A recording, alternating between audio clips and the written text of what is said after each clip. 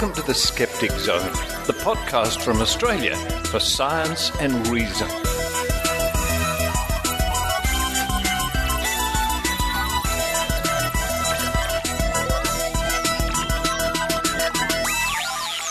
Welcome to the Skeptic Zone, episode number 384 for the 28th of February 2016. Richard Saunders here with you from Sydney, Australia. It's last gasps of summer. Yes, the endless summer. Still pretty warm and muggy outside. I'm inside talking to you. What's coming up on this week's episode of the Skeptic Zone? We're going to kick off with a talk I gave some years ago called Holes in the Plot. Holes in the Plot. It's all about how people preserve their belief systems. How people, especially in the psychic realms, how they do mental gymnastics in order to preserve their belief systems. That not only psychics and people like that, but also science fiction fans. Holes in the Plot, as read by me, coming up at the top of the show. Following that, it's a brief promo for our good friend Maynard at maynard.com.au. He and his friend Tim Ferguson do Bunga Bunga, the Bunga Bunga podcast. So we'll hear a little bit of a promo from that. That's pretty funny and insightful stuff. Then longtime skeptic Peter Bowditch. Yes, better known as Ratbags from ratbags.com. He wrote to the editor of a local magazine where he lives in Oberon, New South Wales, about the rates of vaccination. So he's going to read out his letter to the editor. Following that, it's a report by the Good Thinking Society in the UK, checking up on some chiropractors making claims about chiropractic and colic. Colic in children. Can chiropractors save the day? Probably not. And to round off the show, Mullumbimby had it again. Jane Hansen, reporting in the Daily Telegraph, talks about a public meeting in Mullumbimby, which is up there where our reporter Heidi Robertson lives, on the far north coast of New South Wales, the anti-vaccination heartland. Anyway, Jane Hansen reports on a meeting basically to promote fear and conspiracy theories. And I'll be reading that out, the story from the Daily Telegraph. Thank you to all those people buying Mr. Cat's origami jewellery. There's a link at skepticzone.tv. That all goes to help keeping the Skeptic Zone on air, or in the internet, on the line, online. You know what I mean. It helps. Oh, and I had an interesting inquiry the other day from a radio station. If you run a radio station anywhere in the world and you'd like to run an interview or a segment from the Skeptic Zone on your radio station, just drop me a line. If you go to skepticzone.tv and click the contacts link, you can see my contact details. Drop me a line and I'm sure it won't be any problem at all. And before we start the show, there's an interview with me talking about skeptics' challenges for vast sums of money, and skeptics in general, and psychics and things like that. An interview with me at the Scamapalooza podcast.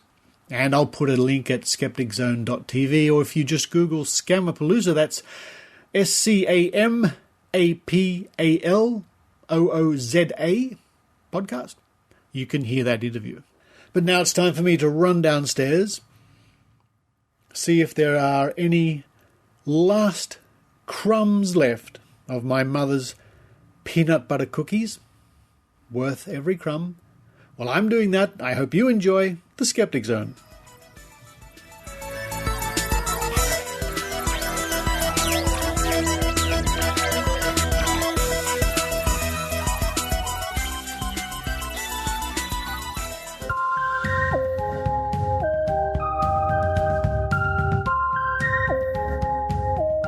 When I begin my talks, my public talks at skeptical conventions and lectures and things like that, I often put up on the screen a piece of music, a musical score, and I ask people in the audience, who here can play this music if presented with it? Well, no, piano, normally, or some other musical instrument. And quite a lot of people put up their hands. Quite a lot of people can read musical notation and can play a piece of music if placed in front of them. If you're one of those people, bear that in mind as I discuss this topic, holes in the plot, I call it.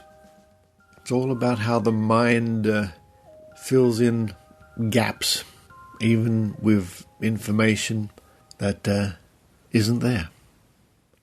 This is from a talk I gave way back in 2002, I think it was, at an Australian Skeptics convention.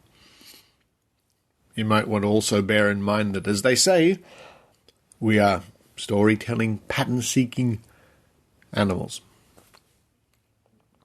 As far as we know, reality is continuous and flawless, even if we don't perceive it in that way. There are no holes in the plot of reality, so to speak. If someone walks through a door wearing a red shirt, they do not appear on the other side an instant later wearing a green shirt. However, as strange as it may seem, mistakes do happen from time to time in movies and TV programs. Well, it's not strange. It happens. Having been involved in movie and TV programs for many years, I can assure you it's not strange. Well, when I say as strange as it may seem, that's a bit ironic, of course. You get mistakes in movie and TV programs by the very nature of the way movie and TV programs are put together. A popular movie website, the Internet Movie Database, even offers thousands of pages of what it calls goofs. Some people take great pleasure in watching the same movie over and over again to catch possible goofs. It's like an armchair sport. For example, goofs spotted in the James Bond movie Diamonds Are Forever, 1971. In the opening scene, mud splatters over Bond as he falls to the floor. When he stands up, his jacket is perfectly clean. The moon buggy loses a wheel, but it's back on again later. When Peter Franks arrives at Dover, he gets a message. He parks his car outside an office and walks in, but the camera crew is reflected in the window. When Bond is hanging from the elevator shaft, his shadow is clearly visible on the rear projection screen containing the street scene below. The helicopter that blows up in the desert is originally green. As it turns away, it's red. When Bond is released from the burning coffin, Shady Tree was a character, diatribe against him about the phony diamonds doesn't match the movement of his mouth. At Dover, Bond arrives and departs in a Triumph Stag V8 engine. When he drives away, we hear the sound of a Triumph Spitfire 2200cc four-cylinder. During the opening scene, a string can be seen attached to the final knife that 007 throws at the guard. And of course, one of the most famous goofs from that movie is the position of the car when Bond is on two wheels escaping through the streets of Las Vegas. But as long as you don't take any particular movie too seriously, reading about these goofs can be a lot of fun. For you and me, holes in the plot or mistakes in continuity are quite acceptable, provided they don't turn the story into a farce. But there are those for whom these sort of plot holes are just too much to bear. People whose lives are entwined in their favourite fantasy. In the Star Trek movie Star Trek Nemesis, the audience sees a picture of the young Jean-Luc Picard at Starfleet Academy, except that he's bald. In one episode of Star Trek The Next Generation on TV, we went back in time to when he was actually at the Academy. Only this time he had a full head of hair. Okay, a bit of sloppy writing, maybe? But if your life is wrapped up in Star Trek, something like this has to have a reason. Here are some reasons put forward by Star Trek fans. He must have shaved his head for a bet. He lost his hair for a few months due to a rare Vulcan disease. The picture was that of his clone who shaved his head. A classic blunder from Doctor Who comes with a justification as well. In one episode, the Doctor and his friends are travelling through space in the TARDIS, hurtling back through time, trying to escape being sucked into the Big Bang. It's not looking good until the Doctor decides to convert 25% of the interior space of the TARDIS into pure power in order to give them that extra thrust they need to avoid disaster. But as we all know, the internal space of the TARDIS is infinite. How can you have 25% of infinity? Here's how. The doctor must have meant 25% of the known internal space, not the entire internal space. That makes sense. Well, it did to me at the time, and that's why I thought it up. To fans, all these justifications are acceptable, especially to the ones who thought them up in the first place. But what is it in us that sparks the brain to come up with these justifications? Why bother when we know it's only a TV show or a movie? Some people are able to quite happily grab some popcorn and drink and suspend their disbelief while watching the latest sci-fi offering. I suspect that the vast majority of even hardcore fans know when to separate fiction from reality. But maybe not all. It's only natural that when humans construct stories, and even go so far as to film a story, holes in the plot will appear. There's not much we can do about it.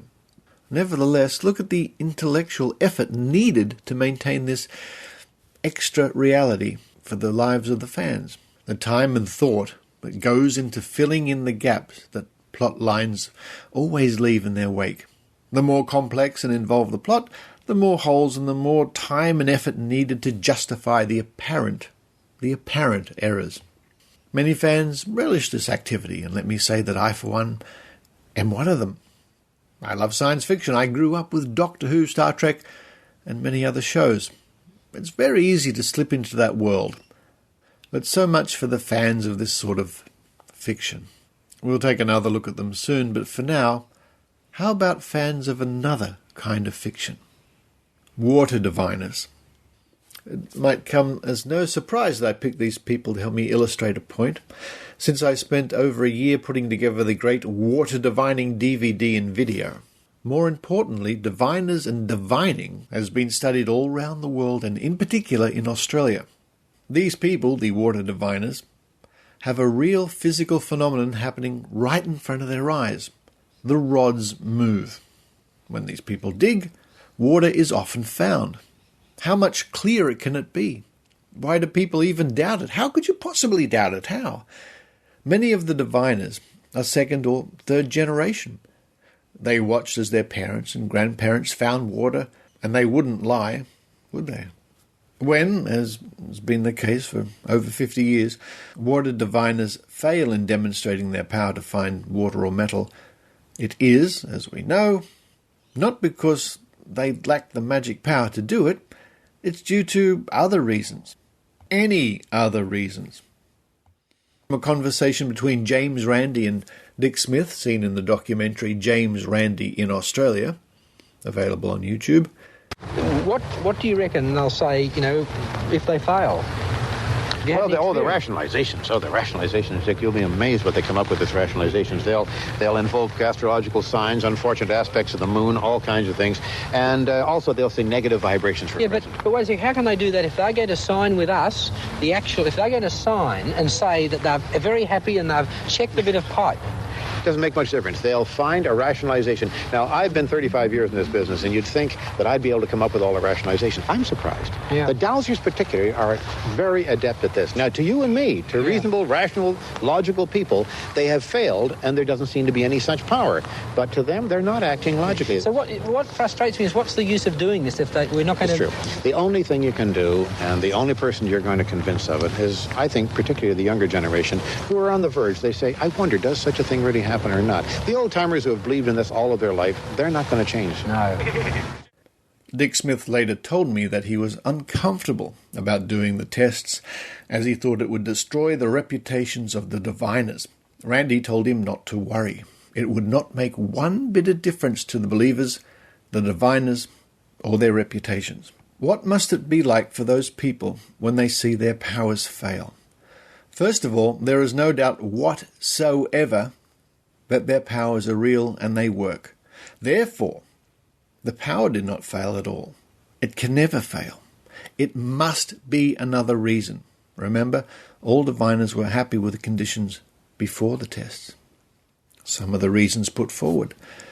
The water in the calibration bottle is not the same as the target bottles. The underground streams are interfering. Some of the bottles have tap water, some have rainwater. You can't divine water on water. Divining cannot be put to the test. The earth spirits know when divining is really needed, and that's when it works. You cannot divine using 2 rods. You cannot divine using only 1 rod. The static electricity in the bottles drained out during the day. I was nervous. You cannot divine still water, only running water. This isn't the right grounds for divining. Sunspots interfere with divining. Some metals leave a residue in the box. Psychics, clairvoyants, and tarot card readers. Like the water diviners, these people have a real physical phenomenon happening right before their eyes. Their clients respond. It's as real and obvious to them as any moving rods. Again, what must it be like for these people when they see their powers fail? First of all, there is no doubt whatsoever that their powers are real and they work. Therefore, the power did not fail them at all. There must be another reason. When New South Wales committee members of Australian Skeptics, Alinda Brown, Ian Bryce and myself tested one psychic, she said all her information came from the spooks. But what we saw was real confusion when all did not go as she expected during the test. Some of the justifications she and others have used include: you, the skeptics, are closed-minded. There was a wall coming down and your mind was blocking the psychic energy. I was reading somebody else in the room. You cannot take this sort of test seriously. The spooks tell me things. If I'm wrong, the spooks are to blame. As with divining, you cannot put this sort of thing to the test. You are blocking me with your own psychic power or energy. Skeptics are closed-minded and just don't understand. There is another angle to the psychic reading, and this happens in the mind of the client.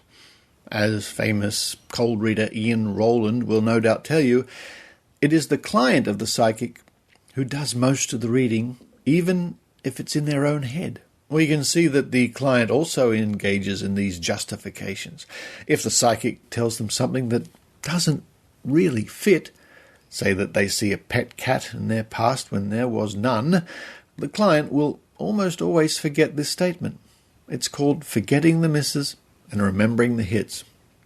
But even more interesting is the way in which people make the reading fit their own lives. For example, if the client is told about Uncle Robert and there was no Uncle Robert, the client will often make Uncle Robert somehow fit. The justification engine kicks in, and Uncle Robert may well turn out to be an uncle of a spouse, a friend, a TV character, anyone called Robert or Bob to whom they can find a link. Maybe it's someone they will meet in the future. Here the justifications are used to keep the reading real and to maintain the faith the client has in the psychic. The client has made quite an emotional, intellectual and financial investment, and all of these are in need of protection, or as our friend John Edward would say, validation. Is it any wonder that psychics are in no doubt whatsoever of their own powers, when in almost every case the client gives them positive feedback, even when the psychic is nothing short of pathetic? I have seen this firsthand when I attended the performance of the amazing Valda, who chatted to the dead. I'm afraid this was the best sort of thing she could come up with. To a man in his late 50s, she said, I'm getting the letter D. She kept going until it was apparent that the man knew nobody who's fit. Okay, how to get out of this? D stands for Dad. The initial H to a lady, also in her late 50s, met with a blank. Who is H? No response. Finally, Valda said, they're telling me you're a helper, and many other similar examples. Yet, the people in the audience were hanging on every word and clapping each time. Justification. The justifications and excuses are quite real and reasonable to the believer. Anything, no matter how far-fetched or outrageous, makes more sense than the unthinkable. That is, that they could be wrong. This thought doesn't even enter their heads. It flies in the face of everything they know and expect. If there are any questions, the justifications come back at breakneck speed. And the true believers are so good at it. I found myself using the term mental gymnastics when referring to this practice. Try as I might, I just cannot come up with so many wacko justifications in such a short amount of time as do the believers. So I must put it to you that the same root processes that help the science fiction fan from losing the magic of their favourite TV show by filling in any holes in the plot is in full swing to the true believer when also confronted with holes in their plot. In this case, holes in the very fabric of their reality. The difference is the science fiction fan will willingly and knowingly suspend disbelief in order to make the fictional world more real and enjoyable. The believer has no need to suspend disbelief, as there is no disbelief to begin with, or if there ever was, it is gone. The first thing we might consider here is self-preservation, the mind doing its best to keep intact the worldview of its owner. We cannot forget the role imagination plays in this. I would suspect the average psychic doing reading for paying clients, convinced of their own powers, would have a vivid imagination. It would also certainly help in giving a good reading. Also, the stronger the emotional attachment, the more we see justifications playing a part. If I were not a fan of Doctor Who, I would not have given any thought of coming up with my rationalization about the 25% of infinity. The Doctor would not make an error, would he? And so, we must realize that many people, be they diviners, psychics, or clients, are simply following their best judgment based on what they know and expect to occur. I reject the simple notion pushed by so many current affair TV shows and tabloid newspapers. Now that's where suspension of disbelief comes in handy. That people are either A, in the case of psychics, frauds and consharks, or B, in the case of clients, idiots. Justification of holes in the plot is a very human activity. It gives us comfort and continuity. You just got to know where to draw the line. Now, getting back to the musical score I mentioned at the beginning. At the end of my talks, I then come back to the topic and say, imagine if somebody plays that music in front of you and you're perfectly capable of playing it on the piano, and you started to play and all the notes were wrong. In fact, you had a bet riding, and the bet was if you could play the piece of music adequately, you would get $100,000. Imagine then if it all went south and the notes were all wrong and it sounded terrible and you obviously couldn't play. You would be struggling for a reason. You would be seeking a reason. You must have a reason because you know you can play the music. You may well then conclude that the piano is a trick piano, that you've been drugged, that something else fishy is going on. Well, that's the same sort of thought processes that goes on in the mind of the believer when their reality is challenged to the point where it obviously is no longer working. And any of you who have been on investigations or tests of this sort will know what I mean. That was Holes in the Plot from a paper given at the 2003 Australian Skeptics National Convention by Richard Saunders.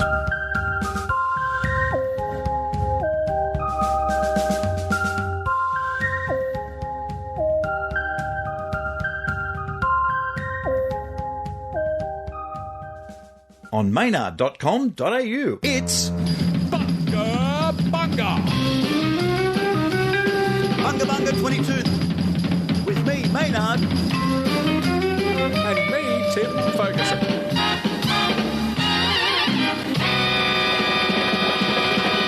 The thing with the and the bit that goes... That's a good sound. And in Bunga Bunga 22, you will find Crank Mail. Crank Mail. Maynard's Bug Out Bag. Maynard. The Burning Social Issue. Yeah! And, of course, Tim complains yet again and shows you how it's done. That's right. I'm always telling people, what are you tweeting for? What are you writing a letter to the editor? What are you doing? Get on the phone. If you want to be heard, make it heard, because someone has to waste their precious time listening to whatever it is that you're saying. basically pretty stupid. As opposed to just clicking delete.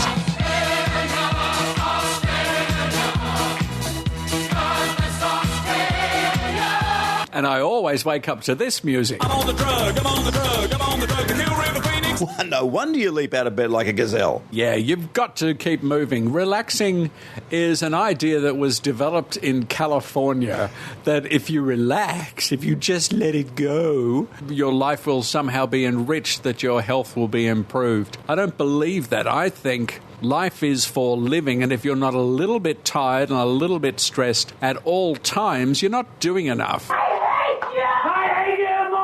And you're just spending too much time in your own head. So get up off whatever bench you're lying on naked and go and do something, for God's sake.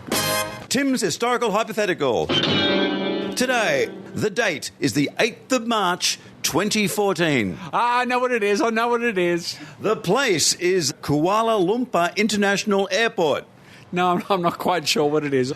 You are the pilot of Malaysian Airlines Flight 370. You disappear. What happened, Tim? Well, you know, people talk about aliens and they always roll their eyes. The fact is they are real, and I've spoken to many pilots in the Northwestern Territory. What happened was aliens took the plane, because people have to accept that not all alien vehicles fly very well, and the 747 or whatever it was, it's a very reliable vehicle. So you're suggesting that they were after the in-flight movie? Oh, yeah, they were after the in-flight movie. Night at the Museum 2? Yeah, it was aliens, and I know that because I read some really convincing theories on Google. Don't expect too much. Bunga, bunga! Deal with it. On maynard.com.au.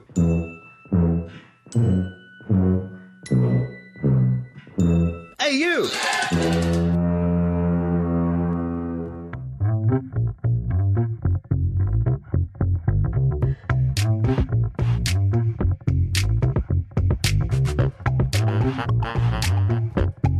A letter to the Oberon Review, published on the 25th of February 2016. For your reference, the place is referred to, Oberon, is about 100 kilometres west of Sydney, past the Blue Mountains, and Wentworth Falls is about 50 kilometres west of Sydney, in the Blue Mountains. Oberon Safe Children. A year ago I moved from Wentworth Falls to Oberon, a distance of 40 kilometres in a straight line, or about 80k by road. Apart from fewer days with fog and more days with snow, there is a remarkable difference between the two towns: the rates of childhood vaccination. Figures have been released this week by the National Health Performance Authority showing the rate of vaccination in postcodes across the country. The Upper Blue Mountains has the third lowest rate in Australia, behind the north coast of New South Wales and Parramatta. The percentage of fully immunised children in the Wentworth Falls postcode for 1, 2 and 5-year-olds was 78.9%, 80.6% and 86.8% respectively. Note that these are the figures for 2014 to 2015. The rates may improve following recent changes to legislation restricting access to childcare and certain government benefits for unvaccinated children. The good news is that the rates for those three groups in Oberon are 93.1%, 92.7% and 93.0%. Parents of children in Oberon should be congratulated for the responsible way that they care for the health of their children and for the health of children who, for reasons of age or medical condition, cannot be vaccinated. It has always amazed me that there are people who deny the benefits of vaccination, which, aside from refrigeration and the provision of clean water, has saved more lives than any other invention in human history. The influence of vaccine deniers has been declining over the last few years, and the practice of media outlets eliciting comments from anti-vaccination campaigners on any vaccine-related issue is almost extinct. Unfortunately, one outlet gave a voice to someone with an anti-vaccine agenda to comment on these new numbers. She was introduced as mother of 4 vaccine-damaged children, but she forgot to mention that she is also the president of Australia's most prominent and vociferous anti-vaccination organisation. Apparently this detail wasn't thought to be important. I hope I live to see the day when these people aren't simply ignored, but subjected to the ridicule that they deserve. Again, congratulations to the parents of the children of Oberon. You are doing the right thing. And you can check out more of Peter's writing at ratbags.com, the popular website where Peter expresses his views in no uncertain terms. Worth a read, ratbags.com.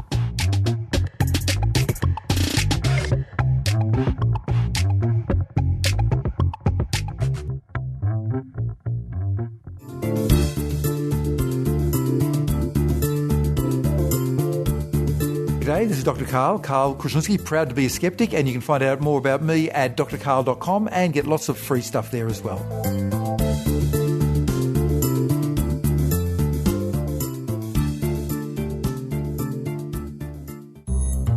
Good Thinking Investigations. Chiropractic.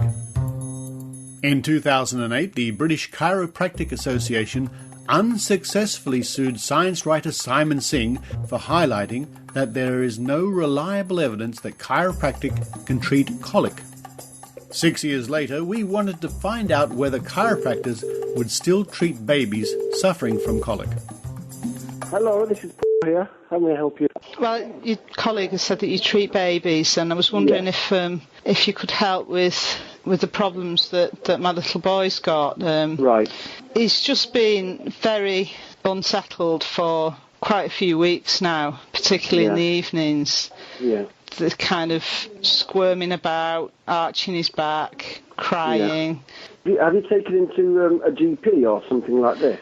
Well, I have spoken to the health visitors, and they say things like, well, babies do cry, and he'll grow out of it, and I feel like they're not really listening. What we would do is find out generally, I mean, what kind of a birthing process it was. I don't really... Well, it had quite a long labour, but then in the end, had to have a section. Right. You see, that quite often this is the issue with the way the baby. How old is the baby now? It's 8 weeks. 8.5 weeks thereabouts. Yeah. And a lot of it would stem from the birthing procedure itself. A lot of problems that can occur now because of modern medicine. That they don't want to do it the natural way, and they are told they want to make sure that they're bringing the baby out and they're making sure that you're safe as well. And that actually has, from a chiropractic perspective, a few issues attached with it because of how they're actually bringing the baby out of you. And that usually stems from the beginning of what the problem is. And the chiropractor there would have a little look through that, go through the history, go through the lots of different things from there, and then give some diagnosis from there on in. I mean, there's not much. I can't turn back the clock, with what happened with the birth. Well, what's happened has happened, Just to put you in the picture of after the treatment, because it's such a young baby now. The chiropractor here has been dealing with babies from as young as 1 week when we've had them. As soon as they've come out of hospital, the patients have brought them in and we've had a check on them. We've got them all right. And all our patients, when they're pregnant, they come through, they all bring the baby in to have a quick look and get checked over. And there's always something that we actually help them with. So you do see them from a very young age. Would 8 weeks be unusually young? No, I would say it's probably about 7 weeks too late. Some of the patients that we've had who've had babies have brought them in and day 7, day 10, some this kind of, but more or less as soon as they've been released. When we had we had a couple of midwives in that were seeing us a couple of years ago, and we had a stream of babies after the midwives understood what we're about and understood the whole procedure of how we did it and why we did it. We got loads and loads of babies that were coming in. But you've got to be pretty open to it. Some people are not. The chiropractor here herself has never had any medication. As an example, her children haven't had any medication, never had any injections or anything like that, and they're all okay. It depends upon the so they've not had the jabs? No, because it's just coming up for the first lot of jabs actually, and I mean that's another thing I'm worried about, to be honest. There's a lot of scaremongering goes on with regards to what you should be having, and yeah, I mean you just hear different things from different people all the time, This is it. There's no reason for it to go. The babies that are coming in, everything gets looked after. We are primary care, which means there's lots and lots of different rules and regulations in accordance with the governmental legislation that we have to follow. It's not like you go into some backstreet kind of a quackery here. This is primary care that we're dealing with, and so can we just call in? No, we're seeing approximately 80 to 100 patients a day here. Very, very busy. You'd have to book in, and reserve a time, take it from there. Our chiropractic clinic suggested that colic can be caused by a problematic labour or even a caesarean section. We were told that the chiropractor would routinely treat babies as young as 1 week old, and that 8 weeks old is, quote, 7 weeks too late, end quote.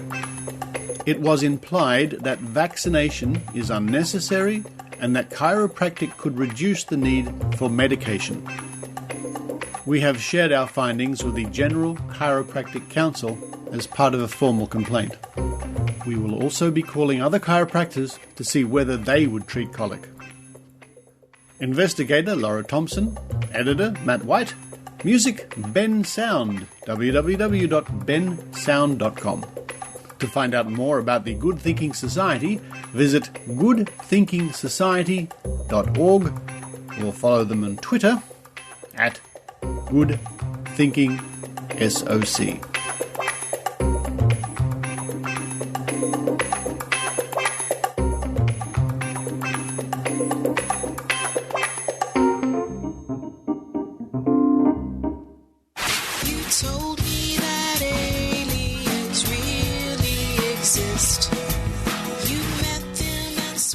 Sziasztok! Всем привет! Hejsan allihop! Guys, I just had the most amazing experience. What experience, Andras? Andras, have you been to the pub? I told you not to hang out with Marsh. You know he was blessed by Peter Popov. No, Yelena, I'm not talking about psychics.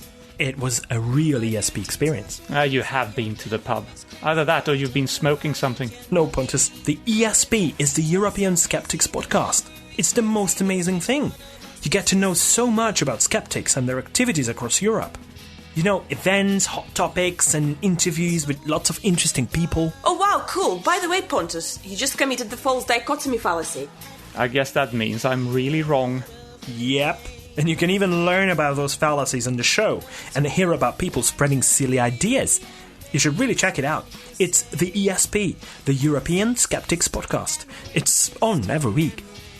All right, so where can I get this ESP experience? It sounds good. You can go online at theesp.eu, follow it on Twitter at espodcast_EU, or like the podcast on Facebook.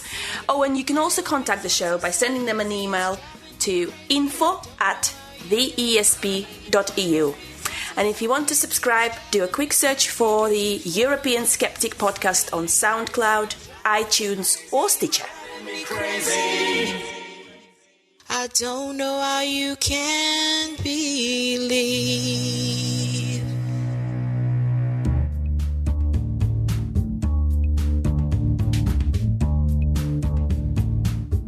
Australian skeptics in the pub at the Crown Hotel in Sydney, the corner of Elizabeth and Goulburn Streets in the city near Museum Station, Thursday, the 3rd of March at 6 p.m. It's Dr. Brad Mackay, and he'll be talking about Lyme disease. Lyme disease is a controversial topic in Australia. Public understanding has veered away from science, and everyone is feeling perplexed. Self-proclaimed Lyme disease experts are popping up, and Aussies are increasingly being diagnosed with Lyme every day. Pathology tests can be expensive and misleading, while pseudoscientific treatments can do a lot more harm than good. Let's try and get some clarity on Lyme disease in Australia.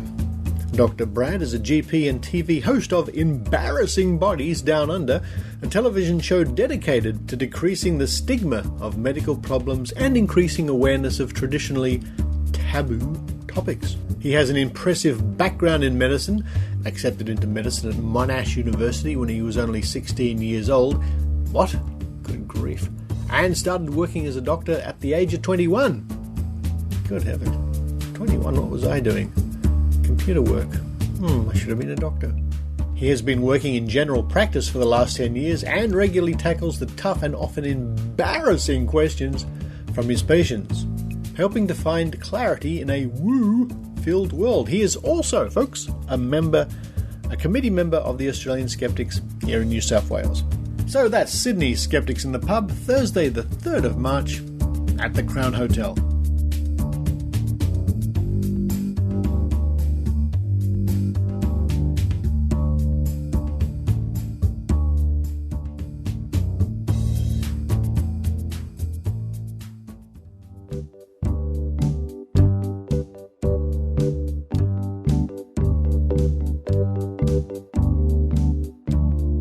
As reported at the Daily Telegraph, dailytelegraph.com.au, by Jane Hanson, an opinion piece. An alternative universe where vaccines are the villain, not the hero. Published February 28th, 2016. Mullumbimby has the lowest vaccination rate in Australia. Only 1 in 2 children have been vaccinated there. It was at the epicentre of the 2009-2012 whooping cough epidemic that claimed the lives of 2 babies in the area. But now many of the town's inhabitants have a problem with the new no jab, no pay laws that strip benefits from those who refuse to vaccinate their children.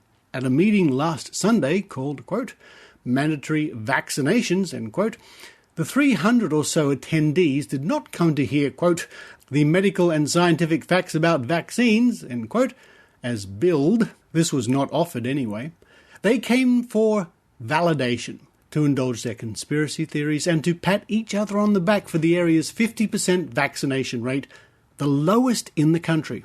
This, they think, is because they are, quote, more conscientious, end quote, than the rest of us, quote, sheeple, end quote, smarter than 99.9% of the world's scientific and medical communities, and attuned to the worldwide plot to depopulate the human race. From the moment the meeting was opened with Mullumbimby introduced as, quote, the black sheep capital of the country, end quote, to wild applause, you knew all had guzzled from the chai-infused Kool-Aid. Inside, I was transported into a patchouli-scented, steamy alternative universe where all rationale was suspended and replaced by terrifying plots by big government, big pharma, big media, and even bigger airline, all colluding to pin kids down and stick them full of cancer-causing nasties. The, quote, expert panel, end quote, had none. Instead, the usual suspects fronted up. Meryl Dorey, the former president of the disgraced Australian Vaccination Skeptics Network, and the new president, Tasha David, were on hand to, quote, prove, end quote, that Australia was a, quote, testing ground for the rest of the world, end quote.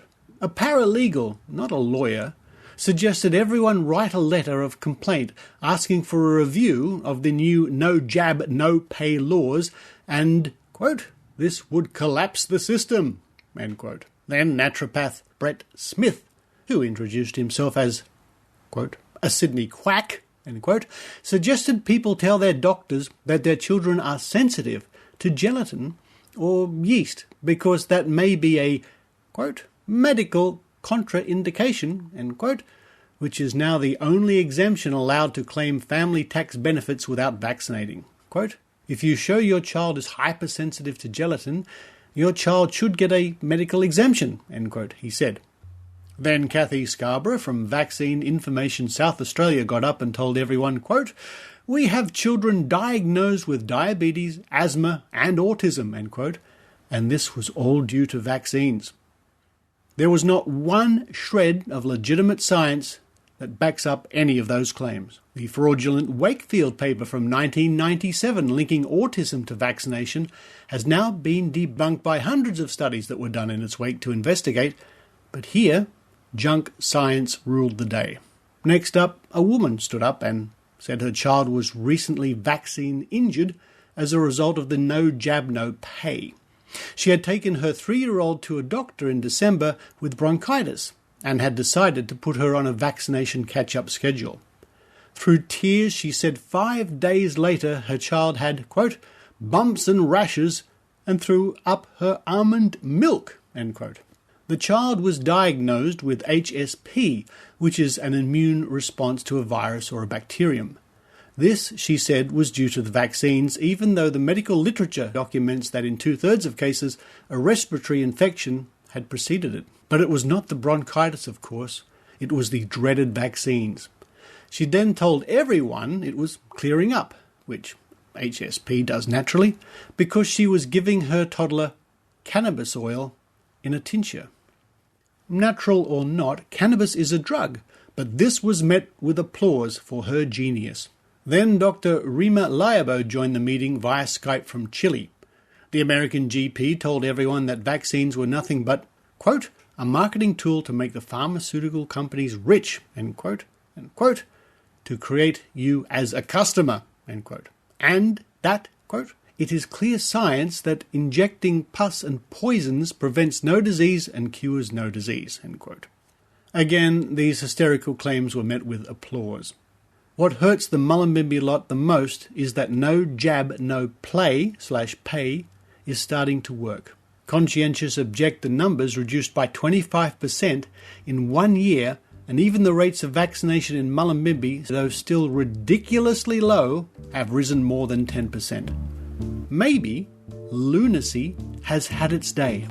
And that comes to you from Jane Hansen, and published at www.dailytelegraph.com.au.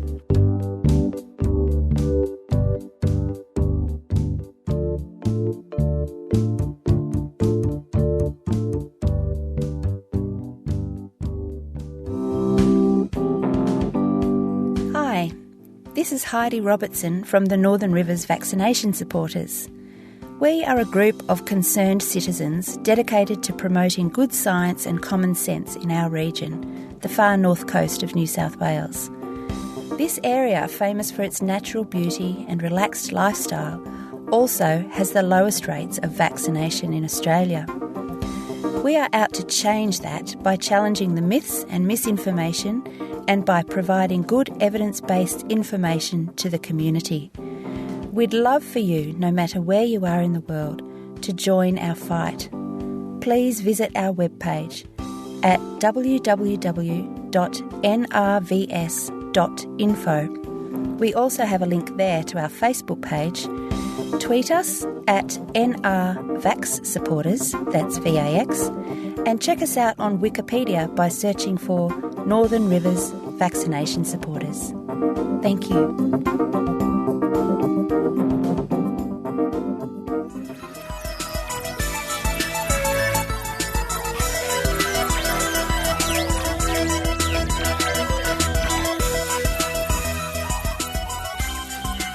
Thank you for listening to the Skeptic Zone. Our little note for people who have been following me on Twitter or Facebook, or you may have noticed the Skeptic Zone has changed format a bit recently. Certain matters have come up which have demanded a lot of my attention lately. Some stuff that, we all have to work through from time to time. And thank you to everybody for your patience. If I'm not answering your emails promptly, sometimes there's quite a delay. It's because I am, quite busy doing other things at the moment. But luckily, I still find time to churn out the Skeptic Zone, and I couldn't do that without the help of my dear reporters Maynard and Heidi and Iran and Joe Alabaster and Dr. H. All do what they can when they can, and I appreciate it very much. I hope to see you regardless. I hope I'll be there, and if I am there, I hope to see you at Skeptics in the Pub, as you heard in the Skeptic Zone here in Sydney this coming week. And I certainly look forward to cooler weather. Please send cooler weather. Those people up in the Northern Hemisphere, please send me some of your snow. I would appreciate it, oh yes. But for this week, this is Richard Saunders signing off from Sydney, Australia. You've been listening to the Skeptic Zone podcast. Visit our website at www.skepticzone.tv for contacts, an archive of all episodes since 2008, and our online store. Please support the Skeptic Zone by following us on Twitter at Skeptic Zone, liking us on Facebook, and leaving a review on iTunes. You can also show your support by subscribing via PayPal for as little as 99 cents a week. The Skeptic Zone is an independent production. The views and opinions expressed on the Skeptic Zone are not necessarily those of Australian Skeptics Inc. or any other skeptical organisation.